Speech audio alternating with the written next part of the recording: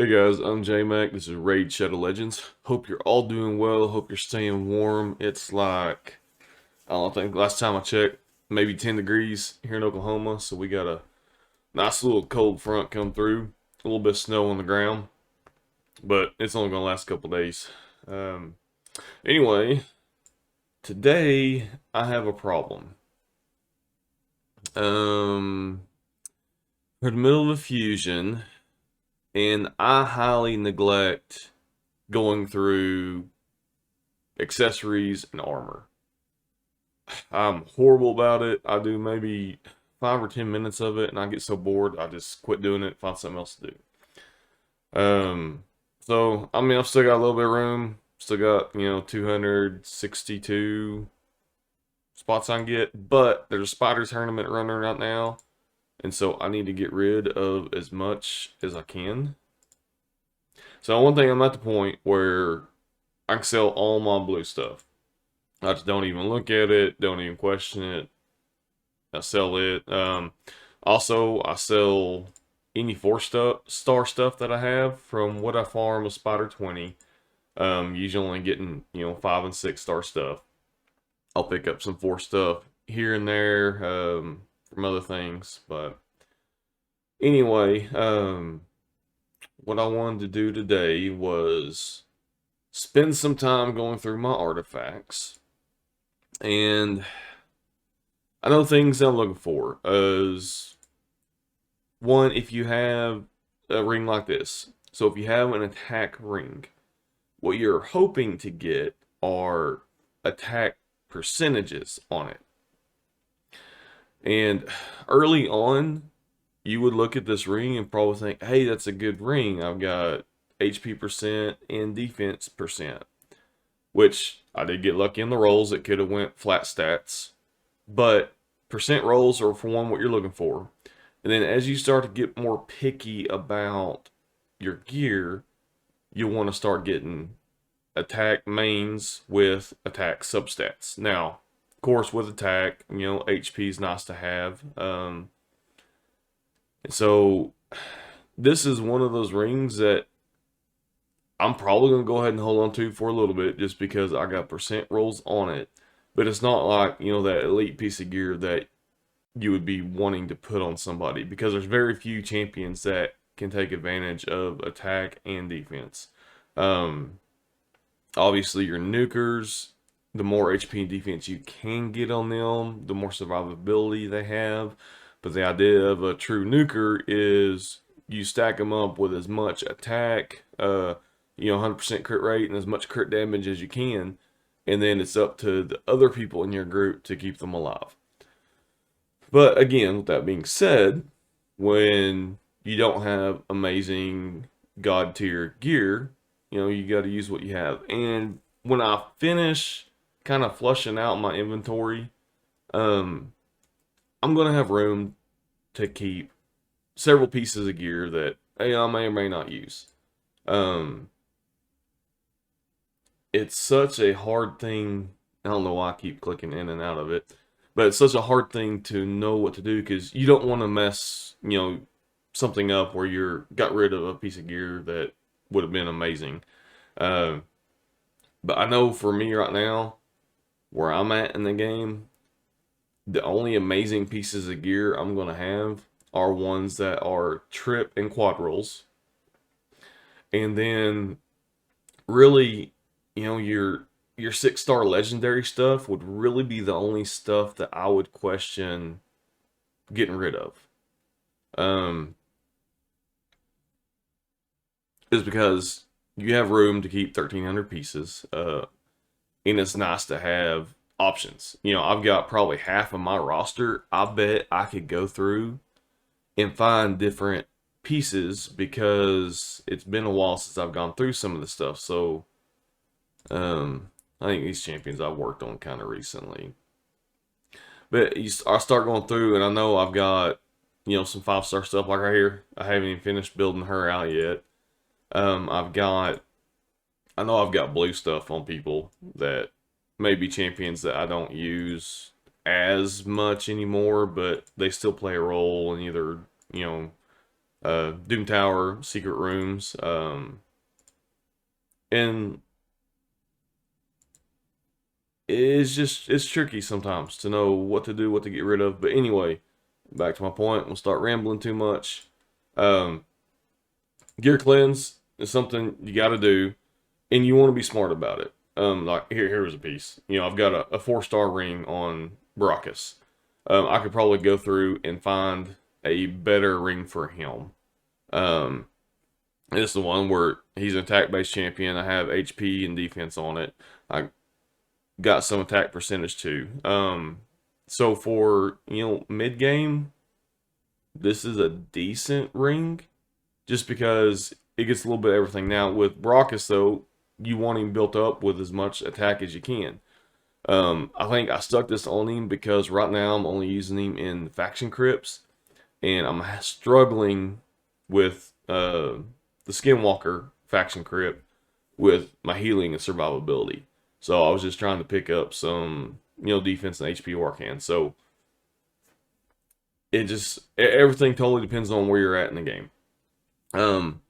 Definitely you don't have to keep 900 pieces of jewelry around to be successful in the game. I could probably get rid of half of what I have and still have plenty of options for stuff. So and I'm sorry for anybody that was hoping for a quick video. This is not going to be it. I decided to go through my artifacts because we have an artifact enhancement event going on. And I still need just a couple more rares for the fusion. I did do the epic with the summon event, so I don't have to get all the rares. Let me see where I'm at. Okay, so I need 4 rares, so I'll get them coming from.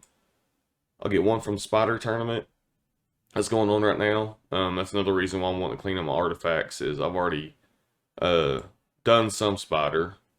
Classic Arena start tomorrow, so Classic Arena is fairly easy for me to get. On that, I'll get spiders here after a while, and I want to keep running Spider for as much energy as I have, because since I don't need to save the energy for other events, I can use Spider and try to get as much silver as I can.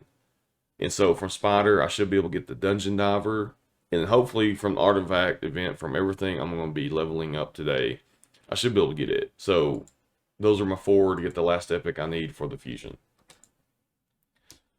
So what I'm going to do, and since it's so hard for me to sit down, even if I'm just watching a movie, of keeping myself entertained with this, is I just thought I would share just some stories that I have from things that I've done in life, mainly associated with my work. And my goal is I'm going to get everything up to 8. Unless I get a trip roll on a percent. I'm not like this right here. Even though I got a double roll here, it's a flat stat defense on an attack ring. This will be one of those things that if I'd got, trip rolls on defense, I would probably keep it. I may never use it, but at least a trip roll, to me, I think it's worth keeping. Find somebody to put it on, and as long as I've got, a lot of room to do that with. So anyway, while I'm just going through rolling stuff up, I'll just share some stories, and then hopefully I can come back later another time and start sorting out what I want and what I don't want. So a little bit of background. Hey, Trip Rolls there. I started working at a rental equipment store when I was 15. Very blessed, fortunate. My aunt and uncle owned the company, and so I got to get in at a young age. The only thing that sucked with that was I don't want to say I lost high school, but I had to work Saturdays. And so, junior high school, I worked every weekend just about. But I also learned a lot of skills. I would say the skills that I learned are far more valuable than a lot of the memories that I probably would have forgotten by now. Because I'm 40 now, and kind of looking back, kind of bittersweet. Where it's like, oh, it would have been awesome to have the weekend to go hang out with my friends or go to the zoo with my friends or different things like that.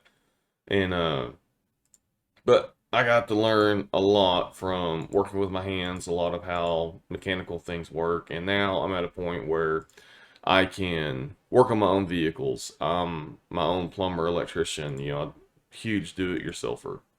And over the years, been able to buy all the tools that I need to do different things. But uh, one story I will share is if you'll notice, I have earrings. And on my left ear, I might as well roll that up to 16. I've got one, I'm not gonna say large hoop because I know there's so many variations of earring sizes, but for an earring this size, I had a second one on the inside of it. And one day I got called out to go work on a riding ditcher. So basically just like a tractor with a big looks like a chainsaw on the back of it, for those that don't know what it is. And you use it to dig ditches, to lay pipe in. I didn't want to click out of all that. I was wondering if I'll be able to concentrate on a story and do what I want to do in game at the same time. But anyway, got called out to work on this ditcher. If I remember right, this was, I don't know, 14, 18 years ago. I don't know, it's been a long time. I believe was having trouble starting. And so I had to bypass the starter solenoid, which wasn't a big deal. Little tool that you have where you can plug up a couple wires, push a button, and you can bypass a few things to try to get it to start. And I was able to do that. Well, this hood only goes up so far where the holder would hold it. And they're an air-cooled engine. So that means the engine's open, it's not covered up, and there's little air vents in the side of the hood. And those air vents, even though they're small, they just, oh my gosh, I don't know if I'm gonna be able to do this. The air vents keep the air moving to keep the engine cool. Well, somehow this earring has, I don't know if you can see, it's got a little ball on it. Well, the other one was a horseshoe shaped like this one. It had two little balls on it. Like I said, it was on the inside of this ear. One of those little balls on the end of that earring got caught in one of those vents, and I didn't know it. I just had my head up to it because wherever I was having to reach my arms in to move some wires or disconnect wires or splice them, I can't remember, exactly what I was doing in the process. My head had to be right up against it. And so when I pulled my head back, that earring got ripped out of my ear. And I felt a little tug on my ear, but I didn't realize what had happened until I looked down, and sitting right in front of me on the top of the tire was my horseshoe earring. Except instead of being a nice horseshoe, it had gotten spread out. And so, I panicked. I just kind of like, oh my gosh, my earring just got ripped out. And I didn't freak out, start screaming or anything like that. I was in the middle of a pasture about 45 minutes away from work. I throw a bunch of guys, so I'm not going to start crying and making a big scene. And plus, I still wasn't done with the repair. So I felt in my ear, had blood on my hand. So I went to the truck to see if I had a rag or something. The only thing I had were just dirty red shop rags. And so I grabbed one of those, put it on my ear, and I just sit there and held it while I finished working on the engine. And got it all put back together, got all my tools gathered up, and started heading back to town. And I wasn't like going into shock or anything, but I was kind of in that state of shock because I was like, I just ripped an earring out, and I couldn't really, my earlobe was dangling a little bit because, so the earring was on the inside and it ripped straight out. So this bottom part of my earlobe, about what I can pinch with my finger, I kind of feel the scar right above my fingernail. So what I can pinch with my finger right there was basically cut all the way to where my earlobe just attaches to the side of my head. I don't want to equip that. So like I said, I was kind of freaking out a little bit because anytime you see skin hanging that's supposed to be attached somewhere, you freak out. So again, 45 minutes away from work, call my aunt. I'm like, hey, I just ripped an earring out of my ear. I'm okay, but I'm not coming to work. I'm going straight to the emergency room. So go to the emergency room. Took them a little bit to get me in. I still had the earring in my pocket. So when the doctor sees me, he's like, oh, what happened? I tell him the story. He's like, okay, we'll get you stitched up and everything's going to be all right. I was more concerned because I like my earrings. I like the way I look. And so I asked him, like, is there any way that you can stick the earring back in and so around it? That way I don't lose the hole. He just kind of laughed at me. He's like, no, uh, we'll take your other earring out. And, cause I had the two there. He said, we'll take the other earring out, we'll stitch it, and you'll be able to keep the other hole. And maybe in time you might be able to pierce it again, but there's going to be a lot of scar tissue and cartilage there. Or cartilage, just scar tissue. So I had to get 5 stitches in my earlobe, and I lost the hole where my other earring went. So I guess to compensate, I ended up getting more on the sides here. But that was not a fun day. Could have been a lot worse too. I mean, I could have part of my earlobe missing, which I'm still isn't like a bad thing. I know there's a lot more people out there with way worse injuries than what I dealt with on that day. But it's kind of a fun story that a lot of my family members like to tell because I lost an earring and got 5 stitches. Some other things I have done is I've caught myself on fire a couple times. Fortunately, not bad enough where I have like scars and things like that to show. But one of the times I caught myself on fire, I did burn my goatee, and I ended up having to cut a couple inches off of the bottom of it. And what I was doing was, it was cold, work out in the shop. It's not totally insulated, and we can't run heaters, just all the time because of the cost is outrageous. So anyways, I had a hoodie on, and I had been welding on some things, and I was having to go back and grind some stuff smooth. And while I was grinding, the position I was in, I was having to bear hug this auger. And while I was grinding, I wasn't paying attention, but sparks were kind of flying back on me, which isn't a big deal. It happens all the time. Anytime you weld or grind, you're going to have stuff come back at you.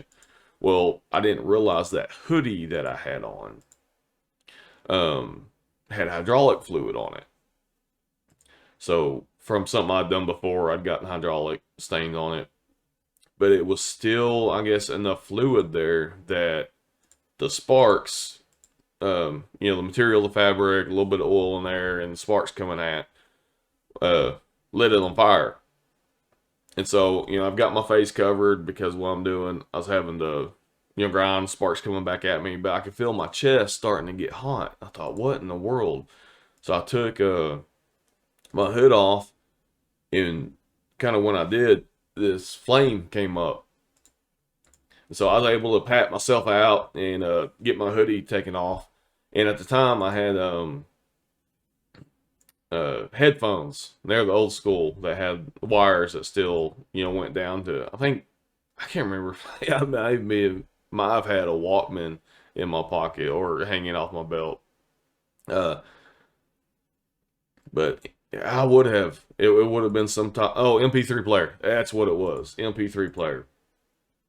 So I had that clipped to my belt, and the wires were running up through my shirt and to my ears. And when I pulled my hoodie off and looked, all those wires were melted. Cause I guess my hoodie had been sitting there kind of singeing, and I had several layers on, so my chest was protected.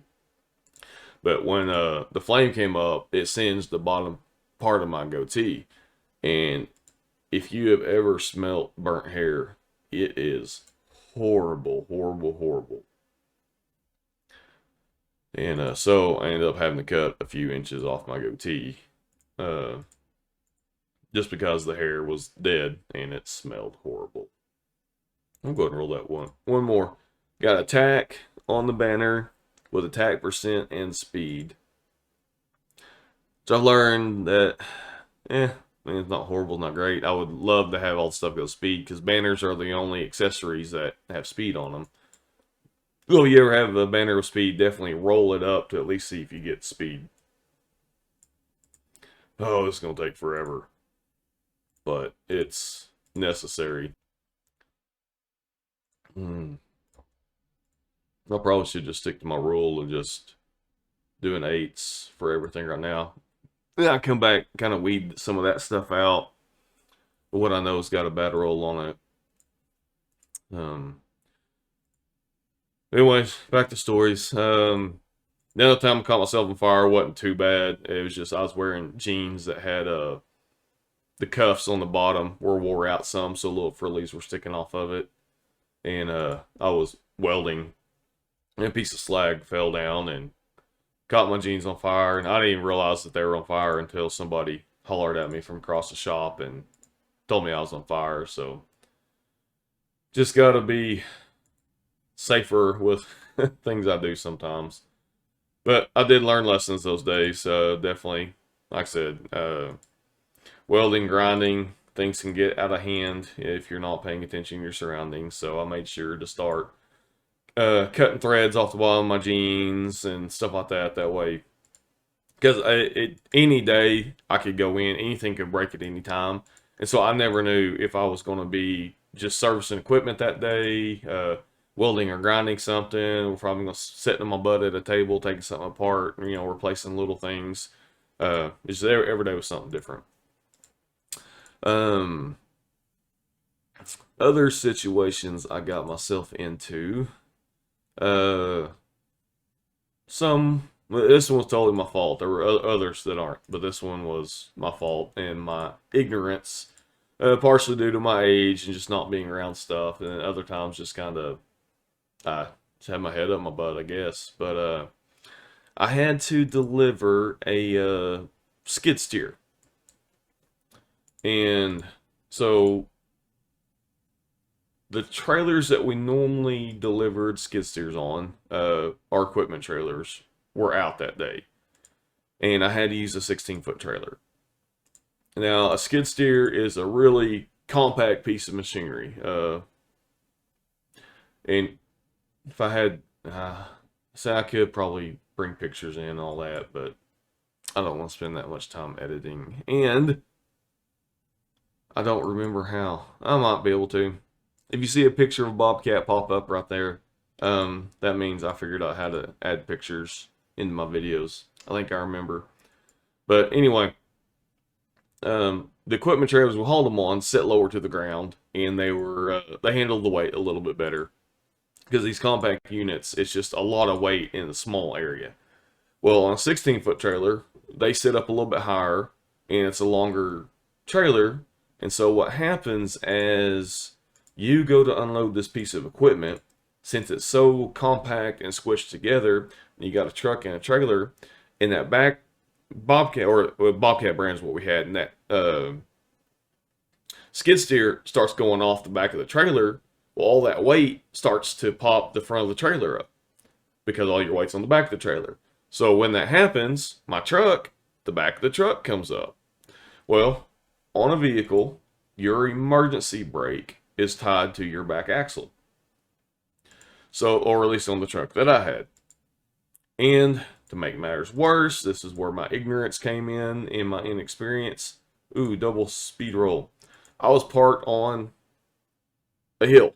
So the front of my truck was facing downhill. So I'm pulling this Bobcat off the trailer. I get to the end of the trailer. The front of the trailer pops up, which causes the back of the truck to pop up, which then causes all my braking to basically not exist for having it in park and on the e-brake. And I just start sliding down this hill.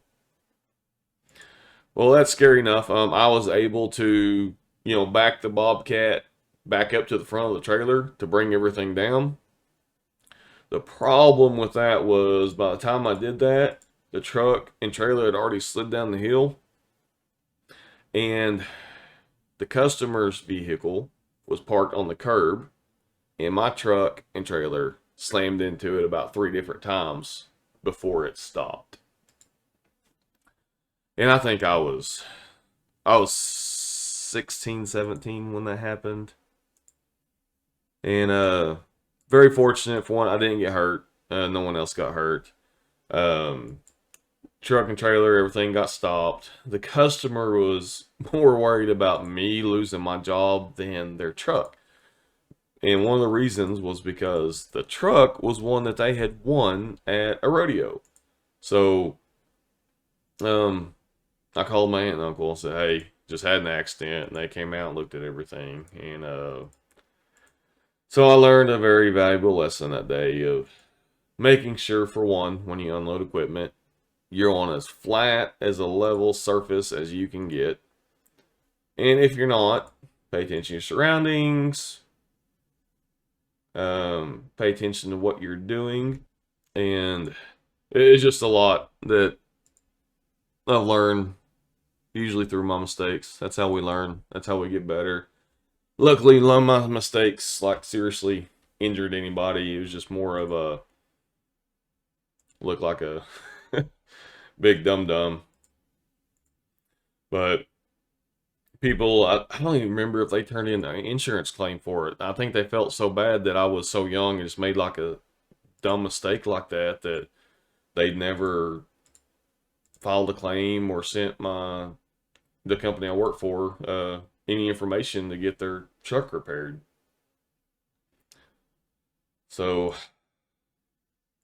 I said, I've learned a lot through stupid mistakes, decisions. But at the same time, no one's there to really sit down and show you stuff or go through things. You kind of assume that somebody would realize that if you unload something on a hill, only bad things can happen. What are we freezing up here? There we go. One of my other little adventures, and this one wasn't really my fault. So, part of the business was we would deliver equipment, just like when I delivered the Bobcat, and we would try not to tear up people's stuff. But this is when I was a little bit older, a little more mature, more experienced, and I was pulling a 1-ton dually with a gooseneck and had a backhoe that I was delivering. Now, one of the bad parts about my job and delivering equipment was that I had to rely on the people who were renting the equipment to give me good directions. Some people are amazing at giving directions, other people not so much. So, the directions I were given was to go down a highway, and from point A to point B was going to be so many miles, and this was before we had like GPS and it was all on your phone, and I think GPS was just starting to come out, but it was so super expensive that not everybody had it. And we had maps that we used, maps of the city, maps of surrounding areas. And so I was told to go this far, and then there would be a road like on the left hand side, and it was county road, whatever. And that there was and usually we use land markers too. There'd be three bales of hay on the left hand side of the road, or on the opposite side of the road there was a big huge pile of red dirt, or a rock that's painted like a frog. That's actually a landmark that was used quite often in our area. um, and I was told that once I took a left on this road, I'd go so far and I would see this big red barn, and then there'd be this blue truck that had a four-wheeler in the back of it. So, okay, fairly easy enough, I can find that. So, take off driving. Again, I'm in a 1-ton dually with a gooseneck and a backhoe. Backhoe's 13,000 pounds. Gooseneck was 25 foot long. There are definitely longer things I drove a semi to, but it's not the most short, compact thing, easy to maneuver around on some of these side county roads. So anyways, I get off the highway, go down this road. Well, first of all, I did not know this road was a dead end. If I'd known that, I probably wouldn't have gone as far. The big red barn that I was supposed to see was a little chicken coop that at one point in time had been painted red, but now it was more probably 80% galvanized silver with some traces of red paint that had been on it at one time. And the blue, I think it was like a blue Ford, supposed to have a four-wheeler in the back of it, was nowhere to be seen. So I passed the place because I was expecting a big red barn, and I didn't see a big red barn. I just noticed that little silver chicken coop, and I didn't see the blue truck with the four-wheeler in the back. So I keep going down this road, because it's kind of basically a one-lane road. You'd have, when you meet somebody, you got to pull over, and you're kind of parked in the ditch, they're kind of parked in the ditch when they pass each other. So I keep going, and finally I hear honking behind me, and it's a blue pickup with a four-wheeler in the back. He said, "Hey, you just passed the place." He said, "I was at the highway waiting for you to turn in. Did you not see me?" And I said, "No, because at the highway, I wasn't looking for a blue truck with a four-wheeler in the back. I was looking for this other landmark or whatever it was. You were supposed to be at the house so that when I drove up to the house, I would see a blue truck with a four-wheeler in the back." So, "Oh, I just thought I would catch you at the highway, but I didn't." Like, obviously. So, the only option I have is to pull into somebody's pasture. From where I was at in the road, I wasn't able to pull up and like back in and do like a 3-point turnaround or something. So I had to pull into this pasture. It was the only one there, the only gate, the only place I had room to do anything.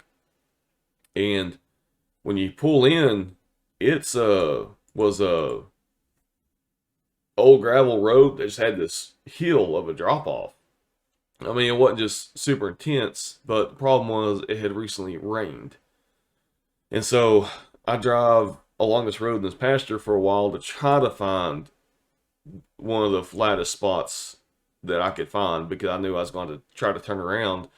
And with this backhoe and all the weight, I didn't want to try to pull through a pasture going uphill, as much as I could help it. So, and my goodness, this is going slow. So I got turned around, and sure enough, it's enough of an incline. The ground was just wet enough that I get stuck.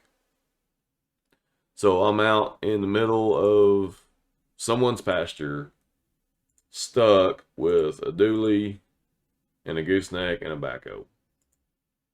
And the place I worked at with my aunt and uncle, we were a small business. It's not like we had 30 employees and I could just call somebody out anytime to help me. I think when I left that day, there's only one other person in the shop, and so they couldn't leave. So what I end up having to do was I unload the backhoe off of the trailer and I put the backhoe right up to the back of the trailer, went up and put my truck in neutral, and set the steering wheel the best that I could so that it would get back up on the road. And then I pushed my truck and trailer up this, little embankment to get on the road. And I'd have to, go 10 or 15 feet and then get out and kind of turn my steering wheel, go back to the backhoe, push another 10 to 15 feet. And I probably did that for 100, 150 feet. Finally got everything back on the road, still in the pasture. And then the guy shows back up. Well, are you coming? I'm like, yes, as you can see, because you weren't where you were supposed to be. I had to pull in this pasture, got stuck to get myself unstuck. So then once I got on the road, got everything loaded back up, finally got him his backhoe. It was a pain in the butt. So I won't take all the blame on that one, because if he'd been where he's supposed to be, just a little side note, if you ever give people instructions and you tell them you're going to be somewhere or some certain vehicle is going to be sitting somewhere, if your plans change, please let them know. Of course, a little easier now. GPS, you just put address in. But still, on some of these back county roads, GPS doesn't always take you to the right spot.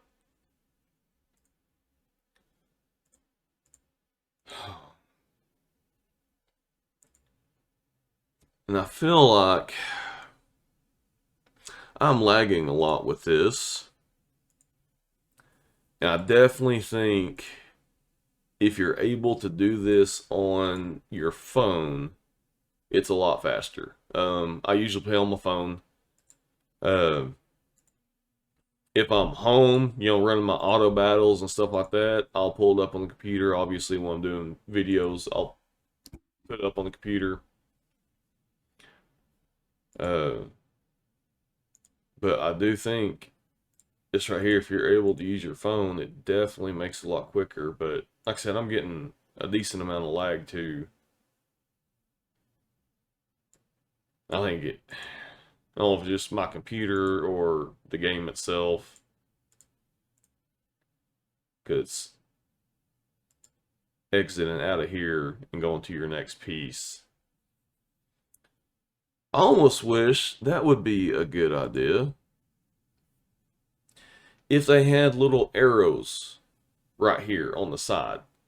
That way, from this accessory upgrade window, I could just click an arrow and it would slide over my next accessory.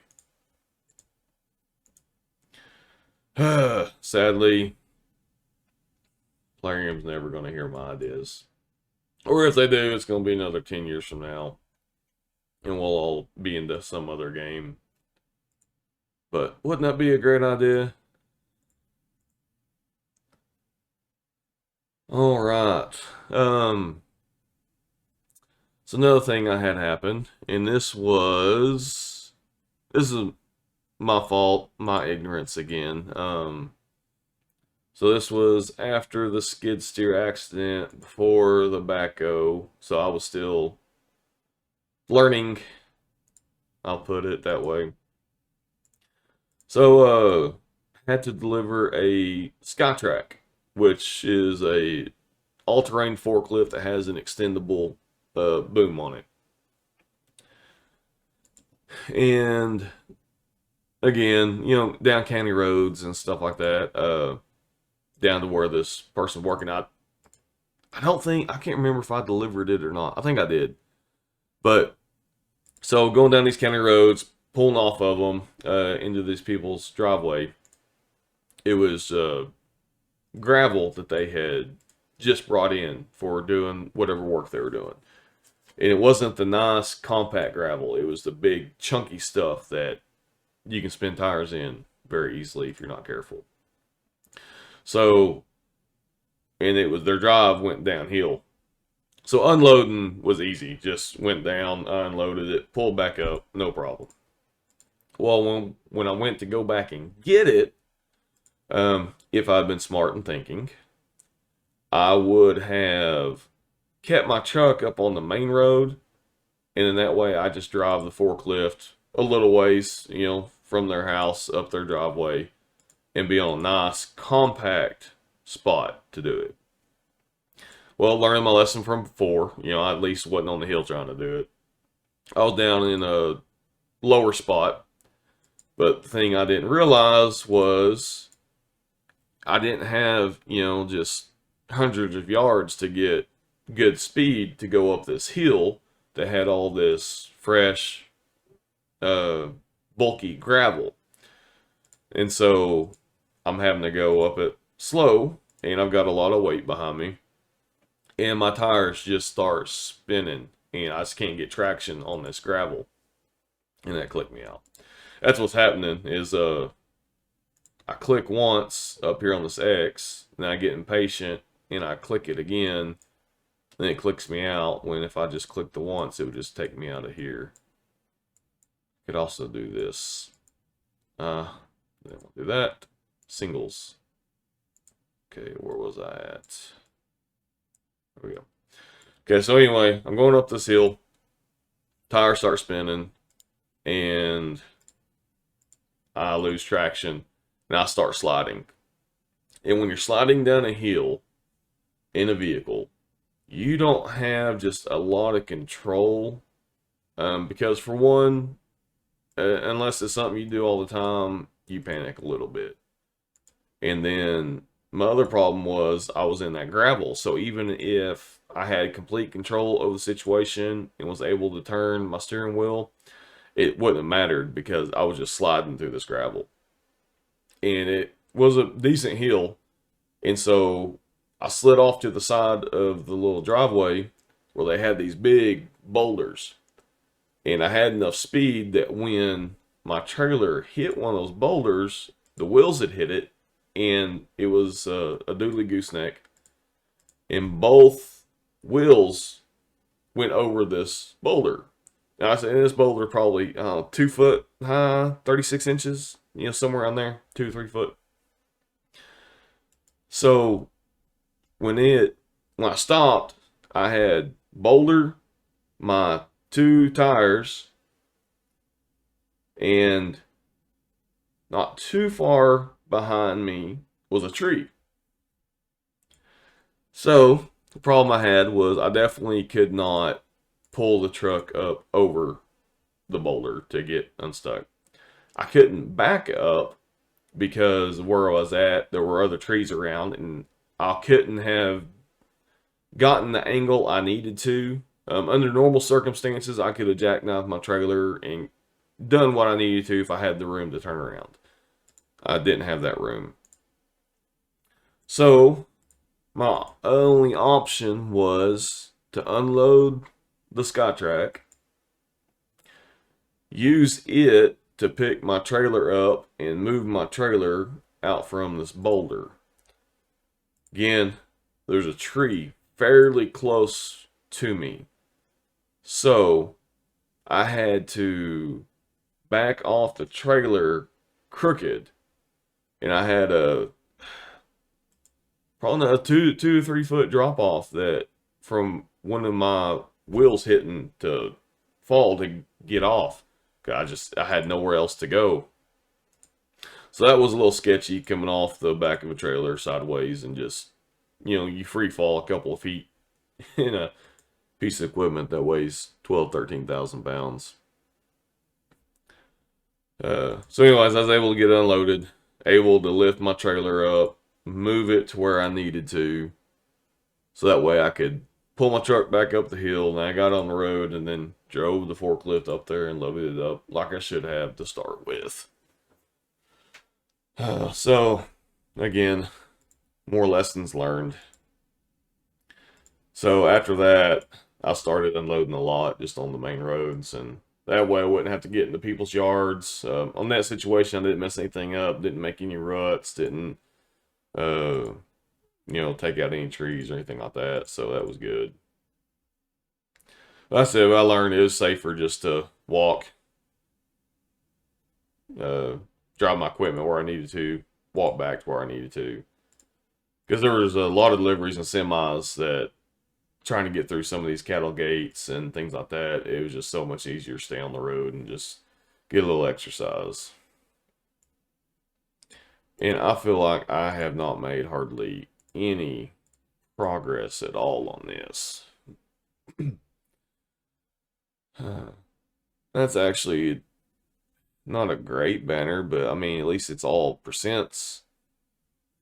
And I think that's kind of the attitude I'm going to take is that, if I'm rolling flat stats, I'm definitely going to get rid of something. But when I'm rolling up percents, I think it's worth keeping. Because for one, I need to go through and reevaluate some of my older champions. Because I know there's some that I don't use that I could be using probably in some situations.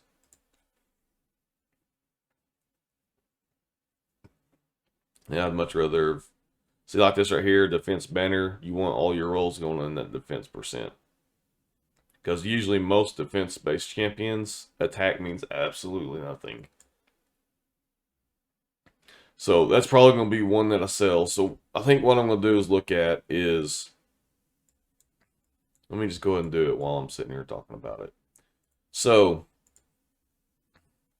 if I filter and let's just say rings, I can filter my rings. And I've only got 6 rings, so it may be worth keeping all of them. I don't know. But this is a decent ring because I got attack ring with attack percent. A defensive ring with 2 flat HPs. What other defensive rings do I have?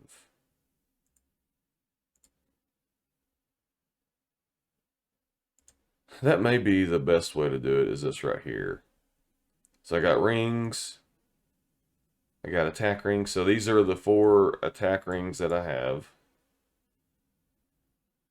And those HP and defense are percents. Another HP percent. Okay, so this right here is a definite sell. I've got an attack ring, 2 flat stat defenses. So that's going to be a crap ring. And then what was this one? So that's attack with attack percent. So that may be the easiest thing to do is just go on by each faction, pull up my rings, go through and then sort them out with defense. And if I've only got 2 defense rings, I'll just keep those. Now, if I had like 10, I would go through and sort them a little better. Then I have no HP rings in my demon spawn. Okay, now what about next? Alright, so I got a decent amount of necklaces. I do believe crit damage is probably the most valuable neck piece.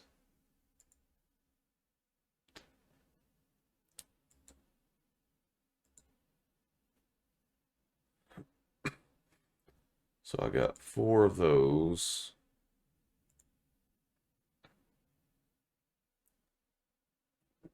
And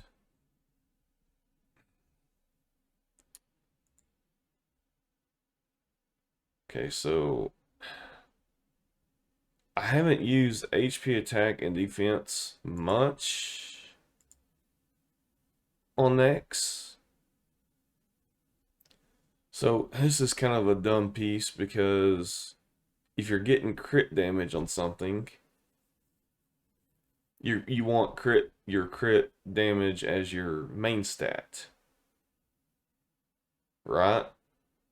So this would probably be a good one to do a rework on if I had the chaos or for it, because you never know, I could get excess accuracy or something like that there.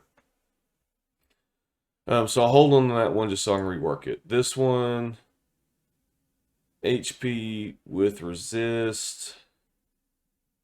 If I was doing a resist build, maybe. Okay, again, wow, 3 rolls on crit damage, crit damage. So I got 3 rolls on accuracy. So those would be, I think, worth saving. Just because like I said, I don't have to get rid of everything. I just need to weed down some of my stuff. So let me go ahead and see if I get another.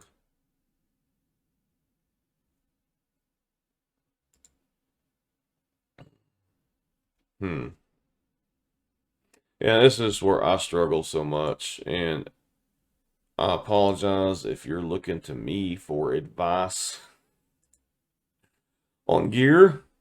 Um, I would probably Chosen Hell Hades. They do an awesome job with this. Um, again, crit damage. Probably what I'm going to do. So that's a defensive neck, and I got attack and crit damage. Even though it's a revenge amulet, the 5% chance to counterattack. I think I'd rather get better stats or better. Well, the thing is too though, with these rolls on accessories, you don't get percents here on your amulets. You only get flat stats.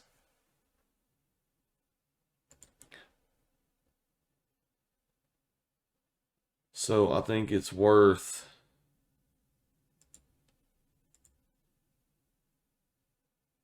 I think that would be a good one because you get defense and HP to keep. That one, there's no sense in keeping because of the crit damage. Yeah. This one I get defense, accuracy, and HP. I think I'll keep that since I'm getting rid of the other one. Defense, HP, and attack, get rid of that. And what was this one? Defense, accuracy, and crit damage. Yeah. Sell those. Okay, so then that's got me weeded out a little bit.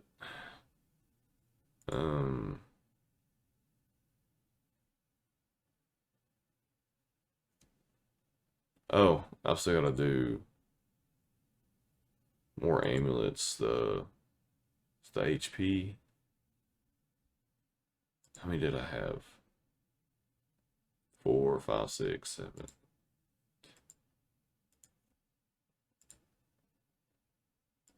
Oh, okay, crit damage ones. Definitely keep those. Okay, let's see where I'm at on the HP.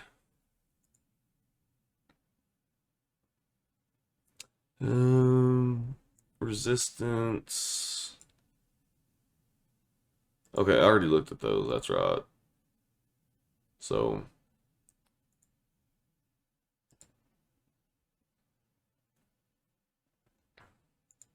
I think whittle down a little bit. Banners.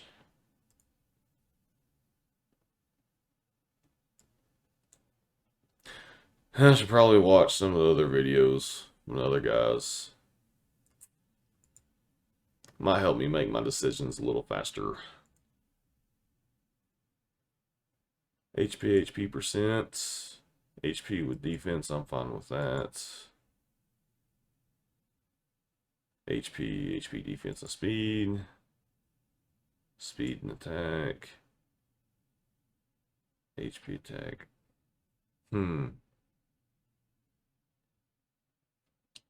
Trying to think. You can't hold on to everything. You gotta let some things go.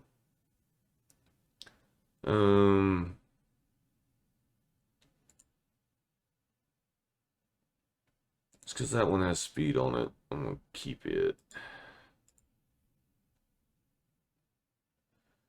And the good news is, if you sell an amazing god tier piece of gear, your account's not ruined. I mean, it's not like you killed the game for yourself. It just may take more time to you don't get pieces back to where you need to.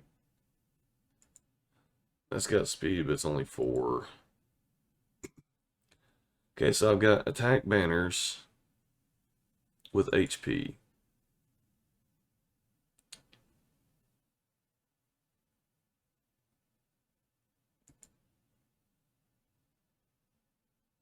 So if I keep, well,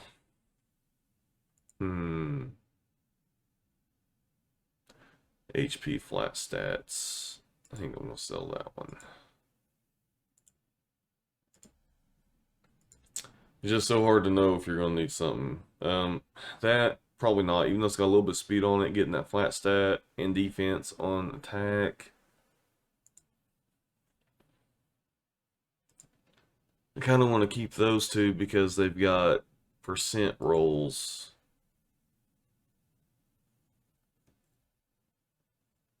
Yeah, we'll sell that one.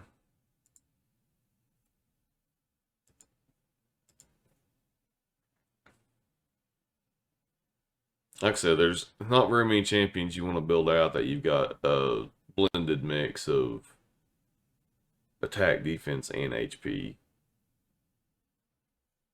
So,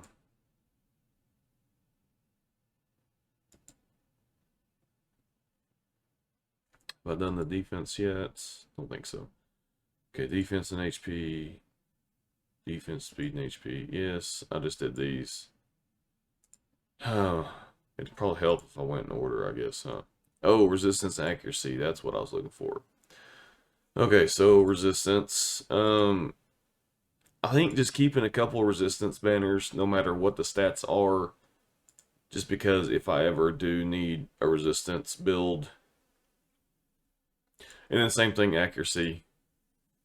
Keeping a couple accuracy, because regardless of what these roll, you may need that flat stat accuracy to resist.